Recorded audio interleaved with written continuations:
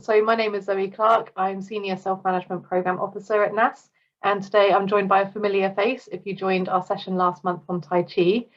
So we've got Julia Mitchell with us today, who is a Nordic Walking instructor and health and wellbeing coach. Hi Julia, how are you?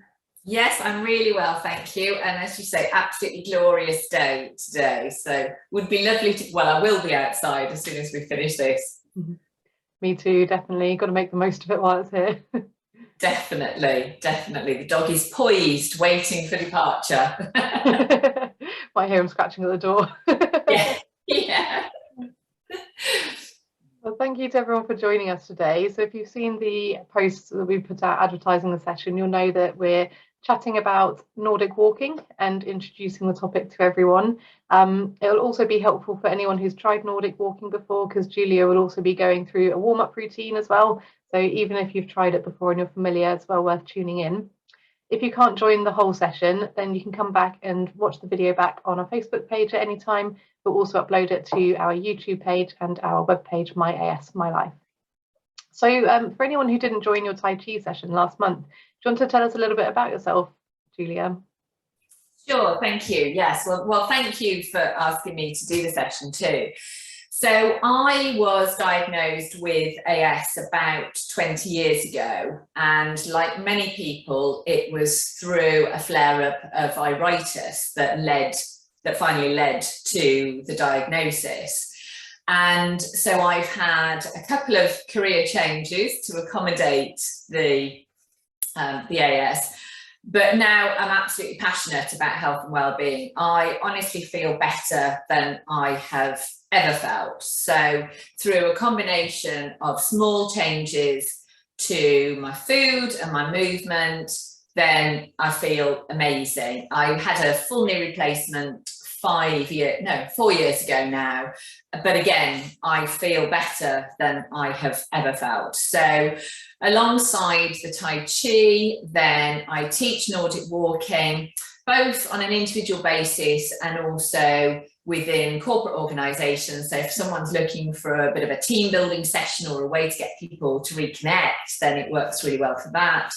And then I'm also a health and wellbeing coach, looking at why we eat, what we eat, healthier options, inflammatory food groups, because that was a real, I was going to say eye-opener, but it's to do with iritis, that by changing the type of food that I eat, I haven't had a flare-up, touch wood at this point, for about 5 years. And prior to that, I'd had flare-ups for about 12 years. So I'm an absolute believer that we can make really small changes on a gradual basis that have a massive impact overall, and I'm not on any medication now. So I'm absolutely thrilled to share my joy and a little bit of information about Nordic walking with you.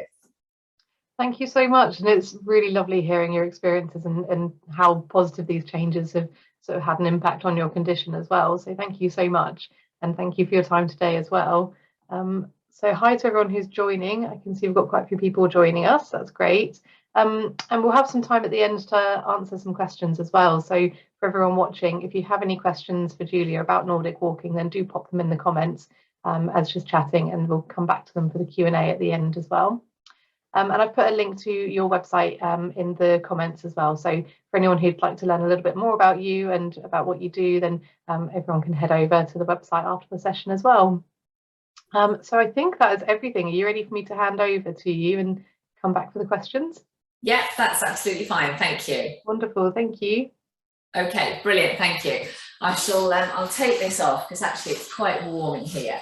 So my plan today is to tell you a little bit about Nordic walking, how it started, the potential health benefits, the equipment that you use, go through the 10 steps to the INWA, which is the International Nordic Walking Association, the 10 steps to Nordic walking, and then show you a few warm-up movements. So if you have trekking poles, so you don't have to have Nordic walking poles for the warm-up movements, but if you've got any trekking poles, if you want to grab those, then we can use those for the warm-up movements. And it just means that we get to do a little bit of movement today as well as just listening to me.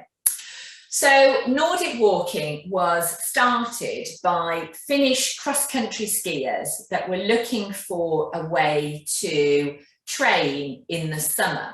So this was going back to the 1930s. So they started off by just modifying their cross-country ski poles to allow them to Nordic walk, to give them the action that they needed to emulate that cross-country skiing, but during the summer months. And then it was actually a teacher in Finland who took the idea. She was a PE teacher. She took the idea and used it with children, so as a way to exercise within schools, which I think is a fantastic idea, because I hated sport at school, whereas I think something like this I would have absolutely loved. So she introduced it into schools, and then that was in the 1960s and 70s. And then it was actually in the 1990s that Axial, who were one of the main manufacturers of the poles, started producing specific Nordic walking poles. And I'll show you the poles in a moment to explain the difference between a Nordic walking pole and a trekking pole, and why you can't Nordic walk with a trekking pole. So it was back in 2008 that British Nordic Walking was set up. So there are two main organisations in the UK, British Nordic Walking, which is who I trained with, and they're the only organisation in the UK that are authorised by the international body to teach the 10-step method that I talked about. So why is it good? Well, firstly, it's building on the body's natural walking pattern. So when we walk, if we're walking correctly, we should swing opposite arm and leg, maybe not quite as much as that, but if we're walking actively, then we should swing our arms as we walk. So it's building on that natural walking pattern. It's a whole body workout. So we're using our arms as well as our legs, rather than if we're just walking, then we're just predominantly using our legs. Obviously, we use the arms a little bit, but with the Nordic walking poles, as you'll see in a moment, then you're really using the whole body. It's low impact, which is really key for any of us that have joint issues. So you can get a real aerobic workout, but without the high impact of running. I've never been a runner, and with a full knee replacement, I was told I can't run. Hooray, great news, because I don't like running. I've never liked running. For those of you that do, fantastic. If it's what works for you, that's amazing. But this means that you can get that real aerobic workout without the high impact. And in fact, I had a group recently, and I think it was probably week 2 when we were going a little bit further and we were doing more hills, that they actually started going, gosh, I didn't realise that I'd get quite so much of a workout doing this. Because quite often when people see poles, they assume trekking poles and they assume they're there for support as opposed for an aerobic workout. And I might have mentioned the last time that I do park run, but with my Nordic walking poles. So for anyone who hasn't heard of park run, then it takes place every Saturday at 9 o'clock. It's free, and there are locations all over the country, and they will absolutely welcome you with open arms as a walker rather than having to go as a runner, even though it's called park run. It's amazing for our spinal rotation and keeping that fluid between the joints moving, because part of the movement is to actually rotate. So it's fantastic for the spine. It's great for our posture, because as we're pushing down on the poles, then it's really aligning the body, helping everything stay really as it should be. So there's lots and lots of health benefits. Plus, it's outdoors. So eco-psychology, the power of green and blue spaces. So it's good for our mental health as well as our physical health, just the fact that we're being outside. So the only weather that we wouldn't Nordic walk in is thunder and lightning, because the poles are metal, so we wouldn't be out in lightning. But apart from that, then we'd be out in all weathers, rain or shine. So in terms of the poles, so these are Nordic walking poles. So you'll see there's a cork grip, so it's a non-slip grip. There's a handle, Then the tapered shaft, which is made of metal, and the carbon content determines how lightweight or otherwise the poles are.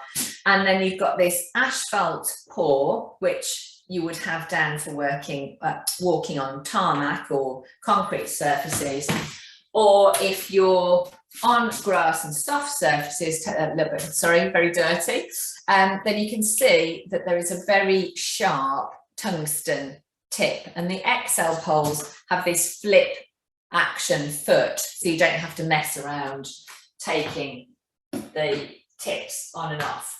So the reason why I said you can't Nordic walk with a trekking pole is because the glove actually attaches to, so the pole is attached to you. So if you've got a trekking pole, you won't have the glove on. So you have to have the glove on, and then it just releases for when you're taking a break, etc. So in terms of the actual height of the pole, then the poles are height specific. So you can get adjustable poles, but they're heavier. So generally the poles are fixed length and they are height specific. So you want to be able to have your arm at just about a right angle. It does vary slightly depending on whether you've got longer legs, longer body, etc. But that's kind of the general rule. So in terms of the 10 steps for the INWA method, so the first step is just posture. So to get the correct posture, then we're going to be standing with the feet hip width, chest nice and lifted and open. And not only is this good for our posture, but in general, this is good for our well-being because it's good for our internal organs, opening everything up. And then we're just going to rock backwards and forwards on toes to heel. So those of you that did my Tai Chi session last time, then I would have asked you to check that the weight was really evenly grounded. But with Nordic walking, then we just want to be very slightly tipping forwards as we settle. So we're very slightly tipping forwards. So that's step one. Step two is to just walk opposite arm and leg. And it's quite funny because when I do, I shouldn't say funny, but when we do taster sessions, then we all walk naturally opposite arm and leg. But ask someone to do it for the first time, and all of a sudden it's kind of which is opposite. So it's just our natural walking pattern. And we want to feel the movement coming from the shoulder. So this is an exaggerated swing of the arm, but that's what we want to be thinking. So the arm is straight. There's just a very softness on the elbow, but the arm is basically straight as we're walking. So as it goes back behind us, the arm is staying straight. So it's fantastic for our triceps. So that is step two, which is our walk. Then step three is drag. So we put the poles on, and when we attach the glove, we want to make sure that the poles are held tightly, but not cutting our circulation off.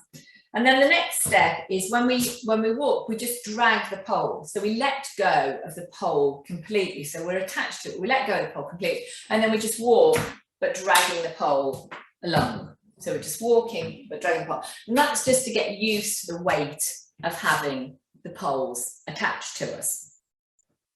Then the next step is to plant. So as we're walking opposite arm and leg, there'll come a point where the poles naturally want to plant into the ground. So we're just working on that. So as the natural swing will mean that the poles are digging into the ground. So that is plant. The next step on from that is push. So where you feel that tip automatically wants to contact the ground, then that's when you start pushing. And if we're on grass, then we'll have the tip exposed. So the tip is digging in. So you're starting to get that real push as you go into the ground.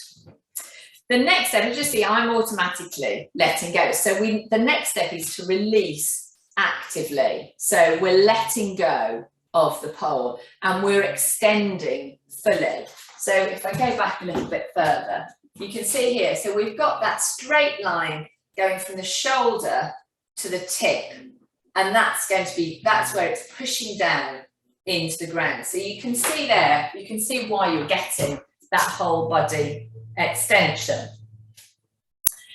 The next step is that the pole swings forward. So again, if I stand a little bit further back, so we've pushed down here and then it swings forward. And again, the arms staying straight. So we're letting go, pushing forwards, letting go, pushing forward. So we're digging into the ground, and as we push down, then it swings forward. So you can hopefully start to get an idea of why it's such a good workout. So imagine we're doing this on both sides, then you're starting to get that real rotation.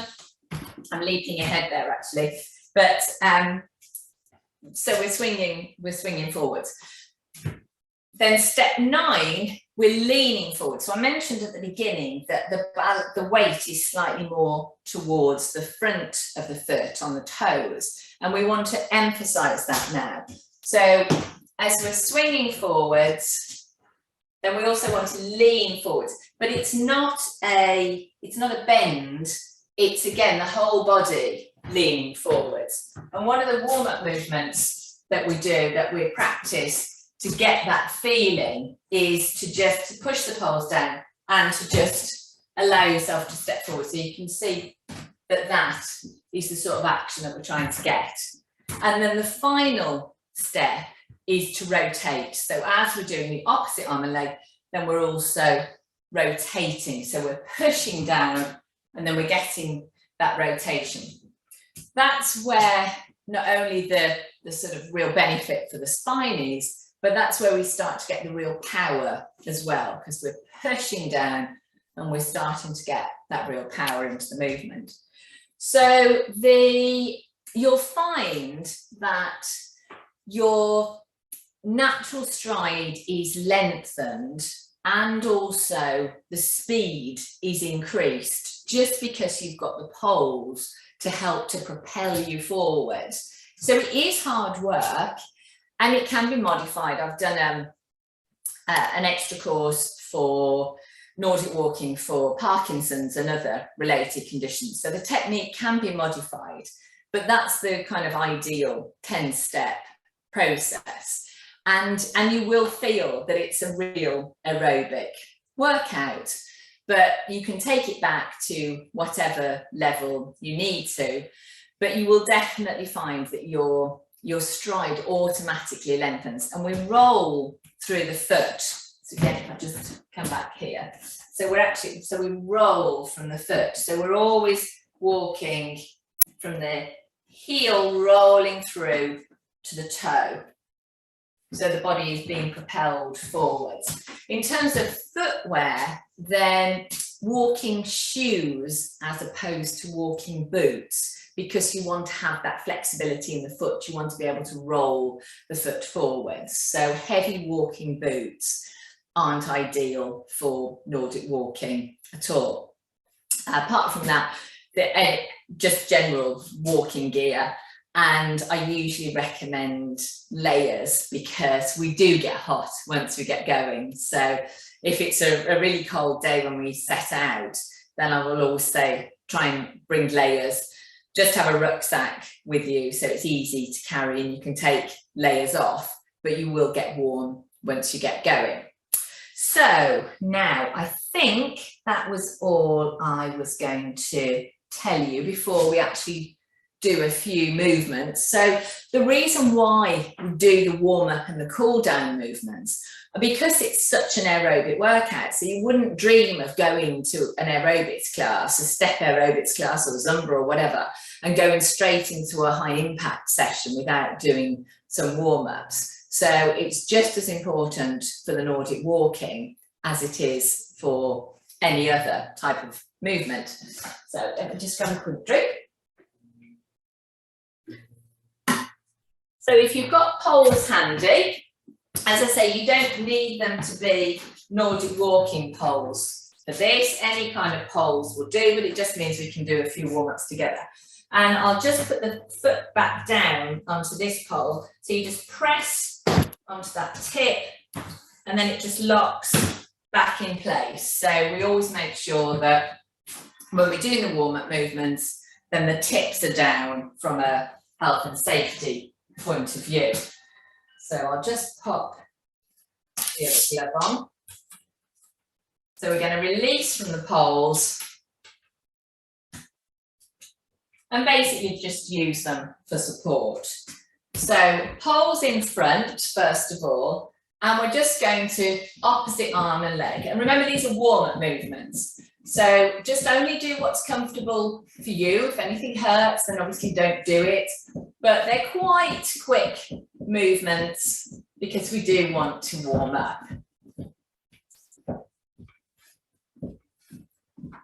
Okay, and then again, poles in front. I'll turn to the side for this one actually. And to practice that roll that I was talking about, toes, heels, toes, heels. So really going up onto the toes if it's comfortable. And because we're using the ankles quite a lot as well, then just ankle rotations. So this is completely opposite to the way that I would tell you in Tai Chi, which is slowly and mindfully change direction. But we're trying to warm up. Obviously on a day like today, then the weather is just amazing. But we still need to warm those joints up. And change direction. Okay, so for the next movement, I'll demonstrate it from the front and I'll demonstrate it from the side. So we're going to take the poles back and then round forwards. I love this one. I find this one great on my back. So just open the poles and then round forwards. I find that a really lovely stretch. Okay, we do a few more of these when we're actually doing the session, but just to give you an idea. And we're going to imagine that we have some mud on the base of our shoe. So we're going to lift the knee and then imagine scraping the mud off the bottom of the shoe. And then change sides. So this one's really lovely, opening up the hip joints, warming everything up. Okay. And then both poles together, just up and down, just start to warm up the upper body. And then poles in front, warming up the waist. Remember, if it's not comfortable, then please don't do it.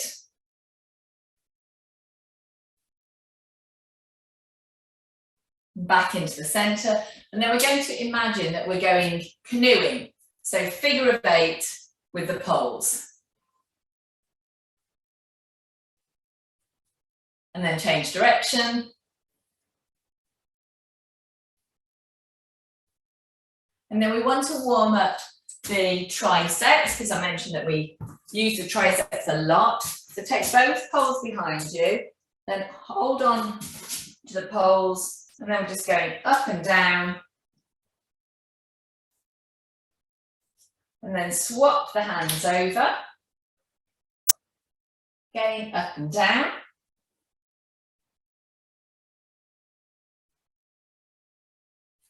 And release. And you just check whether there's anything else I was going to think about. We sometimes do a lunge, not always, it just depends on what other movements. This is just a sample of the warm-up movements. So we'll pretend that we've now been on our Nordic walk. So we've done our hours Nordic walk or whatever length you want to do.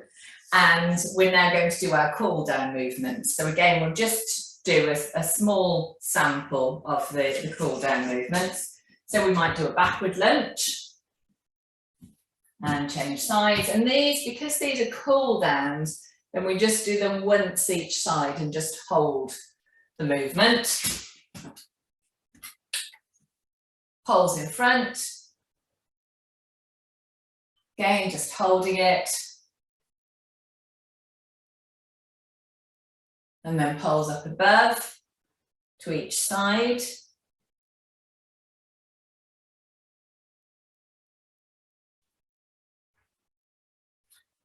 And then the one which I said I love at the beginning, then we'll do this one as a cool down as well.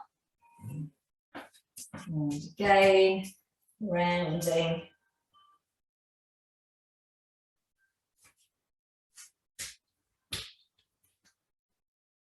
My favourite, so the poles go to one side, then cross the foot over to the other side, push the hips in one direction, the poles in the other direction, and then lean over. And this is a lovely stretch down the side, coming up, changing sides.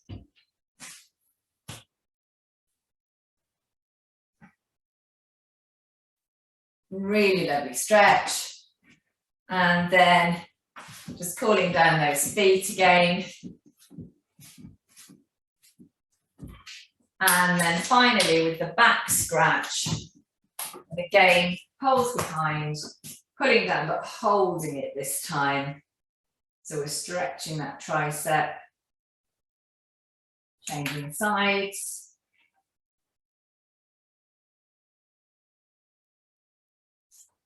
And release. So it's quite a whistle-stop tour of Nordic walking and its potential health benefits, but hopefully it's given you a little idea of the difference between Nordic walking poles and trekking poles, and how there is a specific technique for Nordic walking as opposed to trekking. Trekking's great. I've got trekking poles as well because my dog won't walk on a what's it called? I've got a bungee thing around my waist so that I could have my arms free, but she's not having any of it. So if I walk her and it's a very hilly walk or whatever, then I'll use trekking poles. But if I don't have her, then I'll use Nordic walking poles. And in fact, the one thing I did forget to say in terms of the technique, then for going up hills, then these make a massive difference in terms of helping, because we use both poles in front. Go over here, we put both poles in front when we're going uphill, and then we're really pushing into the poles, and then we step through, so they really help. And then coming downhill, then they also help downhill as well, because you have the normal technique but with a slightly smaller step, but because they've got those tips, then you sit back and you're kind of sitting into the hillside as you're coming down. So they really help on hilly ground as well. So thank you once again, Zoe, for giving me the opportunity to talk about Nordic walking. And if anybody's got questions, then fire away. Hi, Julia. That was fantastic. Thank you. You're very welcome. That was great. It covered so much. It covered so much ground. No pun intended. Yeah, absolutely. I appreciate it was quite a whistle stop tour of the 10 steps and the differences, but hopefully it was enough for people to get an idea of the difference. Absolutely. I think it was really valuable to give that whole overview, but also in terms of things like the warm up, that's really helpful for people who may have tried it before. And they can implement it straight away. So thank you. That's okay. And that warm-up, it really is important. And I do know people that have tried Nordic walking before with other instructors, and they haven't done the warm-up, and then they really ache afterwards, and so they don't enjoy it that much. So it really is important to do that to get the full benefit from the technique. And particularly with Axial SpA as well, if we've got any stiffness in our joints, then loosening things up beforehand is just going to make it a lot easier. Yeah. And I was randomly talking to somebody yesterday who was saying that a friend of hers had got Axial SpA and she had started Nordic walking. She doesn't live around here, so it wasn't with me, but she just said it had helped her so much, and she enjoyed countryside walking so much more since she's got the Nordic poles. And well, I say countryside walking, it doesn't have to be countryside. With the tips down, then obviously you can use the poles on pavements and tarmac as well. It's just not quite as easy as it is on the softer ground. Oh, fantastic. Oh, we've had a question come in from Jane. Anybody else with questions, please do pop them in the comments. But Jane asked, can you buy weighted poles to give you more of a sort of muscle strengthening workout? You can buy different weights of poles. So the higher the carbon content, the lighter the pole will be. So there are different types, and there are heavier ones. It really is quite it can be quite a strong workout, even without the poles. Once you get that technique, then it really can be quite a good workout. But so the answer is yes, but actually it's a pretty good workout with whatever sort of Nordic poles you get. Okay, brilliant. So you can always start with, you know, a lighter set and then build it up if you need to. Yes, you can. The heavier ones tend to be the adjustable ones, so that they're not the height specific ones. But I would say maybe go for a 50% carbon, which is what these are when I use the training poles, as opposed to the 100%, which are the very lightest ones. Okay. If you want to sort of get that added as well. But because you're physically making contact with the ground and you're digging into the ground, then that's where the real muscle work comes from. Because whereas with trekking poles, you kind of just have them here, because you're pushing down, so you're really using that muscle as well. Oh, brilliant. And great for bone health. Yes. That resistance, yeah. Yes, absolutely. And we've got a question from Alex saying, is there a big price difference between the trekking poles and the Nordic poles that you know of? Yes. Yes. And in fact, when I was first told the price of Nordic poles, I thought, oh my goodness, because they're £125. Yeah. But they're not going to wear out. It's not the kind of thing that you need to replace every few years. They'll last you years. So they are a big investment. So basically I've got, I don't know, about 30 sets of poles of differing lengths, as well as a few pairs of adjustable poles. So anyone that does the course with me, then I provide the poles as part of the course. So you don't have to buy poles until you've done the course and you're sure that you want to actually carry on with it. So that would be my recommendation, is don't buy expensive Nordic poles unless you've done a proper course. I do know people that have looked on YouTube, and that's fine if that's the way that you learn.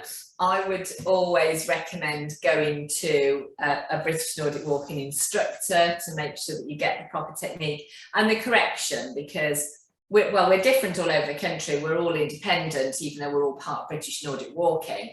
But with my group, certainly, then they're relatively small groups. So I make sure that, as well as the group coaching and the group tuition, then there's time for some one-on-one as well to correct the technique. So definitely have at least a taster session, or ideally a course, before you invest in the poles.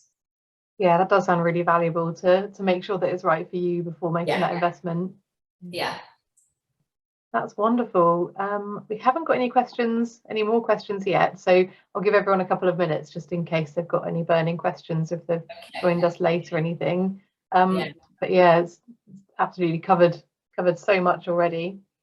Was there anything else you wanted to share with us before we finish up? Just one thing that I thought about there, whereas you can't Nordic walk with trekking poles, you can trek with Nordic poles. So if you invest in Nordic poles and then you're going somewhere which is perhaps really rocky terrain or very steep terrain or something like that, then you could use Nordic poles as trekking poles just in front of you, but you can't do it the other way around. So that's maybe something else to think about when you're considering the investment as well. Nordic poles tend to be a little bit longer than trekking poles because of the angle that you hold them at, but you can use them as trekking poles as well. So that's helpful, yeah. So you don't have to grow a big collection of poles. Yeah, that's right, absolutely, yes. Yeah. Oh, that's fantastic. Thank you so much. So while we're just allowing a bit of extra time for any other questions, I'll just let everyone know about the next session that's coming up. So I'll be chatting next Wednesday at 1 p.m. And I'll be talking all about working with Axial SpA. So I'll go through things like your rights at work, how to find support, and some practical tips as well. Of course, with that, I'll be able to answer some questions, general questions, but for anything specific, do get in contact with our helpline. And my colleague Gary in particular is very helpful with work-related issues. So I've put the helpline contact details in the video description. Wonderful. So I think that has covered everything. That's been a really valuable session. Thank you so much. You're very welcome. Thank you for having me. You're welcome. And yeah, I'll keep an eye on the comments over the next few days and let you know, Julia, if there's anything else people have asked. And yeah, and I'll just recommend heading over to Julia's website to learn a little bit more about her and her coaching and all her different strings to her bow. Thank you. Wonderful. Thanks so much, and take care, everyone, and see you next time.